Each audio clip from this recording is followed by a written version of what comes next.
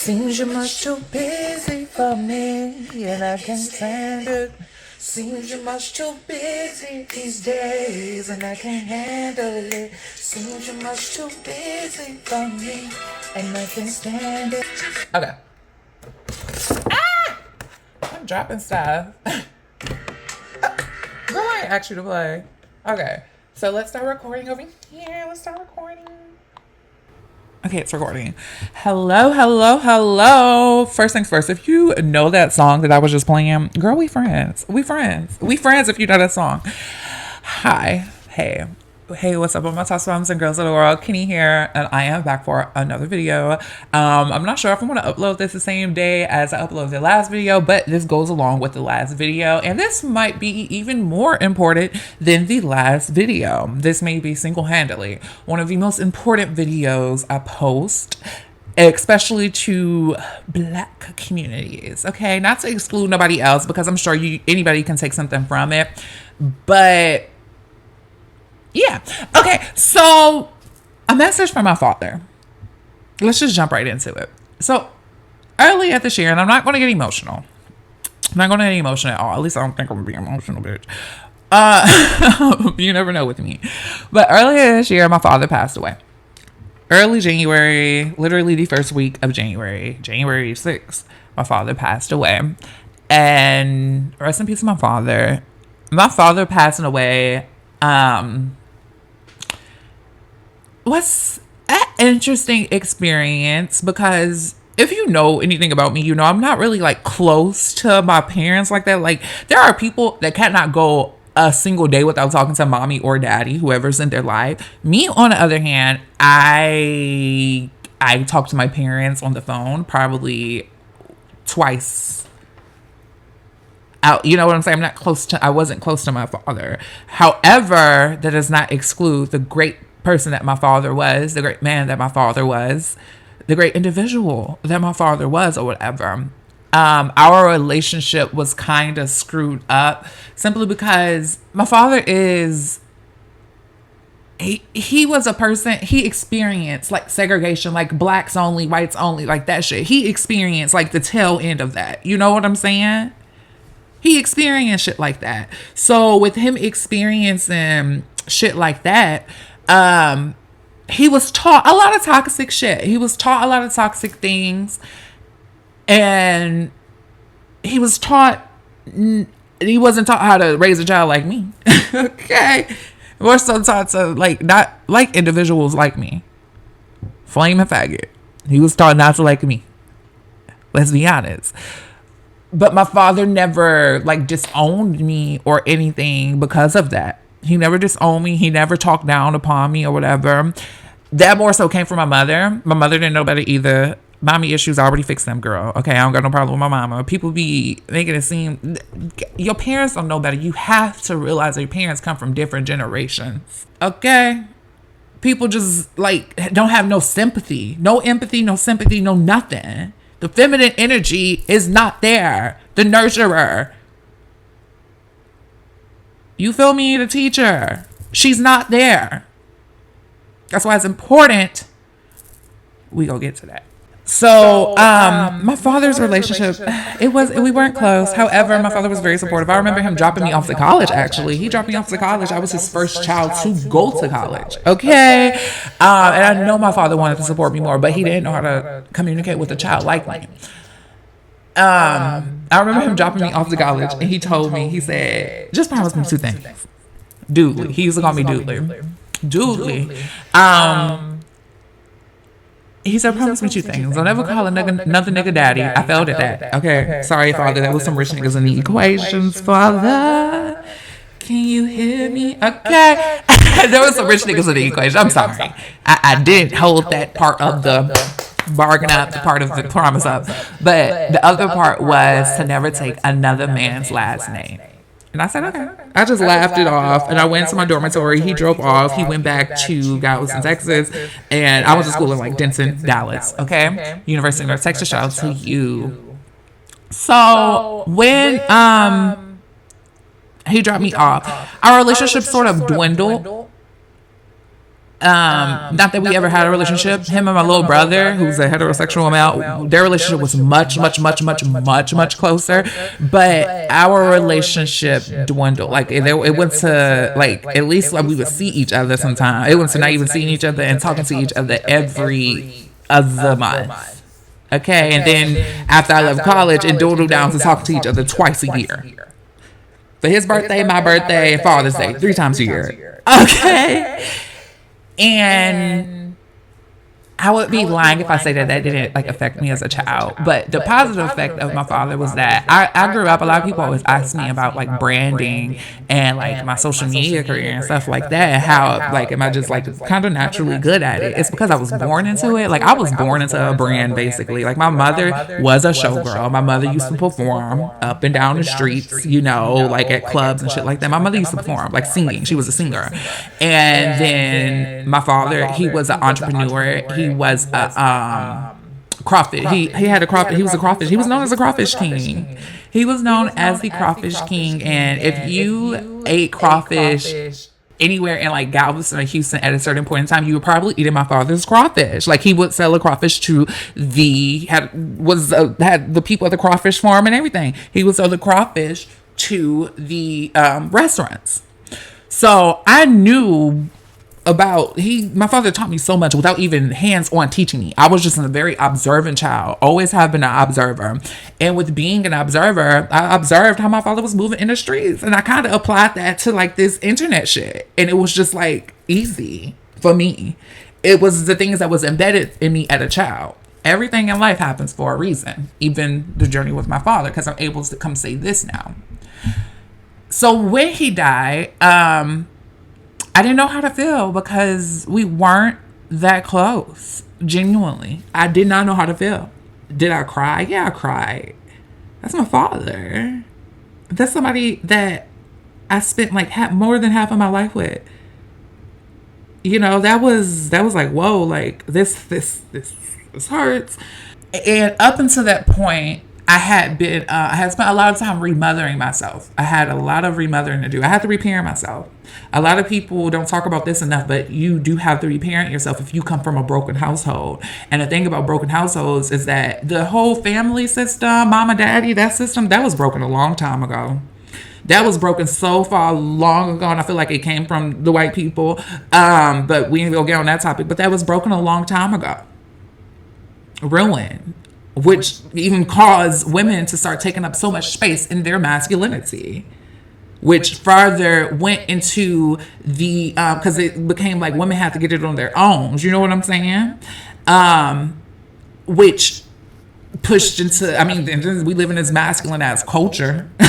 So when he died, I had quickly realized, I said, oh my gosh, I had been remothering myself this whole time, but I have to refather myself too, because anything that has to do with the masculine energy, I leaned so far into my feminine energy to the point of no return, like literally always running off of emotions, always in la la land. You know, that was me, always running off, always running off my feminine energy. The thing about it, though, is that both of these things are needed. And the thing about my father, I know for a fact, and this is the message from my father, and even if it's not like my father, you get where I'm going? A message from my father, okay? Where we are, read between the lines. We need to allow Black men to play more in their femininity. And I'm not talking about femininity the way that I express myself, how I'm like feminine. I'm talking about like the nurturer, blah. We need to encourage that more. I know if my father was not influenced by his peers, blah. I could go down a rabbit hole, but think for yourself sometimes. He would have been able to support me. That support would have did so much more for me. That support, because the gag is that when I went to his funeral, I was going around town or whatever, you know, it's a very little town, Rain, Louisiana, that's where my father is from. And I was going around town and stuff and, you know, talking to different people. And I ran into like more than two people that were like, your father was so proud of you. I didn't know that. My father didn't know how to communicate with me. Sure, he's a grown ass man. He was a grown ass man. Sure, all these niggas is grown ass man. Blase, blase, blase. But y'all know where we live at. Y'all see where we are. He would go and he would tell different people about me and like how proud he was. Like he told this one woman, like, I always knew Kenneth was going to. He told this one woman that he knew that I was always going to be like something. Like, but he never got the chance to like tell me that, you know?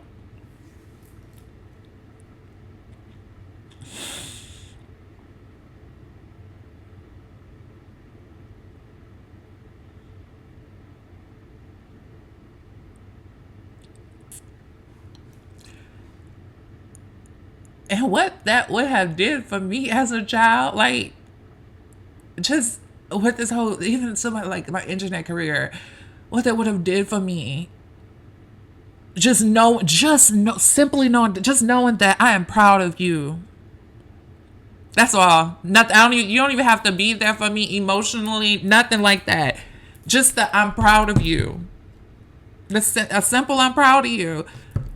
When he died, I realized I had to do, a lot of refathering and stuff. And with refathering myself for the last few months, refathering was much more quicker than remothering. I have to mention that. And it's probably because I had remothered myself, so I knew so when it came to refathering myself, it just made it's so much easier. And I feel like we started with the woman. I mean, we come from the woman's vagina. We started with the woman, bitch. Okay? Like, figure out the woman, you can figure out the man. Okay? A message from my father is to allow Black men and women watching this. Okay, y'all know I always go back and back for women. Y'all know I go back and forth for women, okay? That's my girls, all of them. I don't care if you don't like queer, gay people. You still my girl. I don't care. However, we do need to allow men a space. Because I started thinking about niggas I was fucking on. I said, oh my gosh, I had conversations with a few dudes. Switching the energy because I don't want to be sad. But I had conversations with a few dudes before. And I was like, girl, like looking back at those conversations, I'm like, if you were allowed to play in your feminine energy, I don't even think you would be here with me. Because what happens is the down low guy, they run off to other men because they feel like that's the only other people they can confide in. And it's not women's fault. We're not blaming women. Because women are a product of this society too. Women have been forced, like I said in this video already, to be pushed into their masculinity, in this masculine ass culture, to be the one to have to get the bag, But it is important. It is vital to be balanced. This is why it's important to be balanced. And I will always preach about being balanced individuals when it comes to feminine and masculine energy.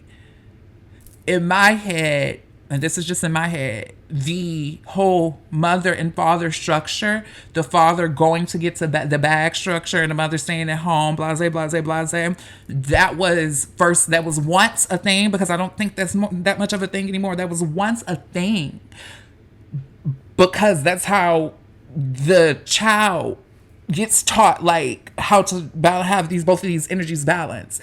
And I feel like we've been knocked off of the railroad tracks a long time ago when white people invaded us. Okay, we got knocked off the railroad tracks, and now we're at a point where we can't look back. We got to keep moving forward. So at an individual level, you have to bring both of these energies to a balance within yourself. Once you bring these energies to a balance within yourself, you will start to see a ripple effect outside of yourself. You feel me? I think I done said enough. I don't want to get too emotional, child, because the most powerful thing, because I was about to get more emotional after I say what I just said. So that's why I say I don't want to get too emotional, so I'm about to go. Okay? But the most powerful thing is a Black man in touch with his femininity. And vice versa. And a Black woman in touch. That's why Black women are so fucking powerful. But Black women also, and man, we need to learn how to let our hair down. Enjoy. Like, sometimes we got to come out of the quote unquote matrix, the simulation. We have to come out of this sometimes. We have to allow ourselves to play sometimes. The 9 to 5, get up, work, blah, blah, blah, blah, blah. We gotta break that. We gotta break the program. We living on somebody else's program.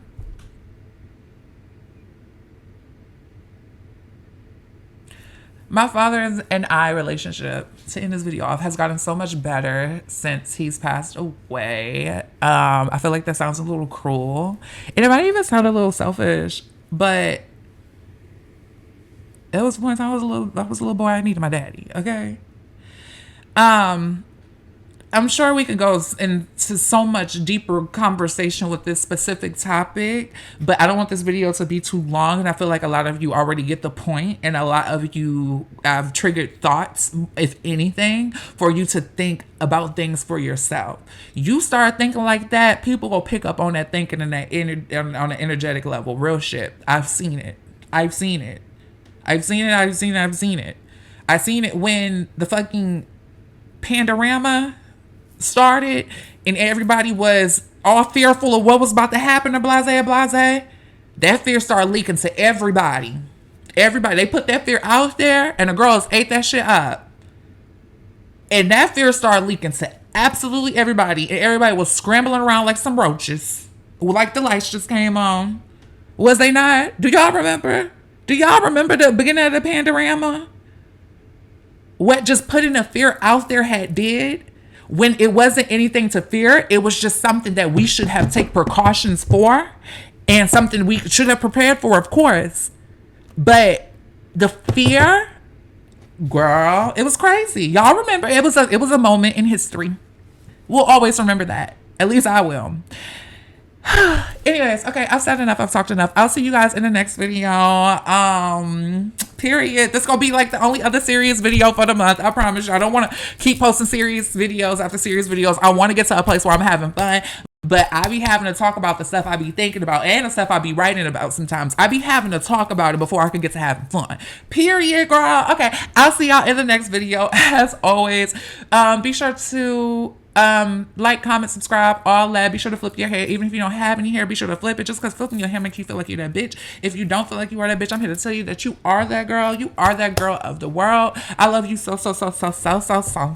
much. And I will see all of my babies in the next video. As always, stay flawless. As always, stay flawless. And toodles.